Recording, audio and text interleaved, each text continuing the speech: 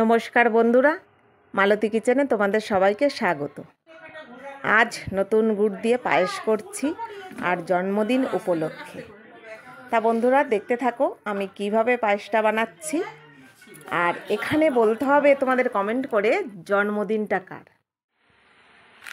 এখানে দেখো মেট্রো নিয়েছি, এখানে 5 লিটার দুধ আছে, একদম ইটের মতন শক্ত। আগের দিন আনা হয়েছিল, তো বেশি সময় দিতে পারলাম না, যে রেখে দুধটা গলে যাবে সে সময়টা দিতে পারলাম না। আমি গ্যাসে বসেই ব্যবস্থা করে দিচ্ছি।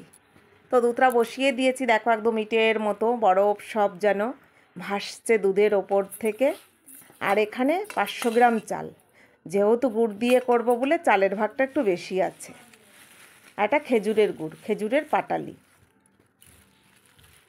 আর এখানে 5 কিলো দুধ, 500 গ্রাম চাল।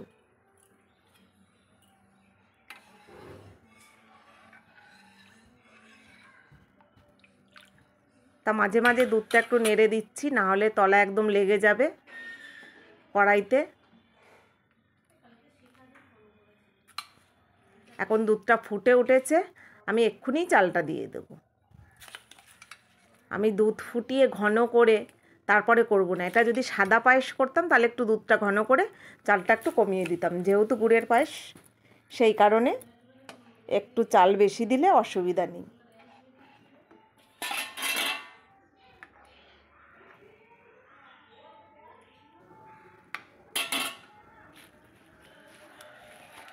এখন চাল আধা সেদ্ধ হয়ে গেছে, এখন গুড় দিয়ে দিচ্ছি। আর এই গুড়ের পায়েস কিন্তু ভীষণ ভালো লাগে খেতে শীতের দিনে। আর এতে আমি কিন্তু কাজু কিশমিশ দেব না, কারণ গুড় দিয়ে করছি তো সেই কারণে।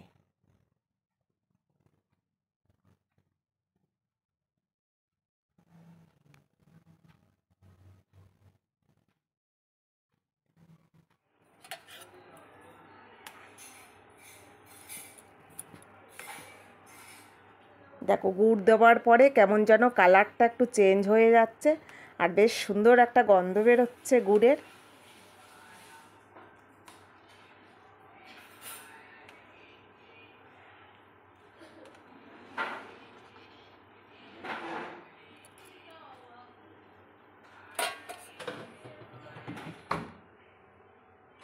এখন দেখো এই বাটিতে একটু তুলে নিচ্ছি। এতটা একসঙ্গে যে ধরে রাখবো সেটা পারছি না, কারণ এতটাই বেশি। 5 কিলো দুধের পায়েস, আর যার জন্মদিন তার জন্য এই বাটিতে করে আগে তুলে রাখছি।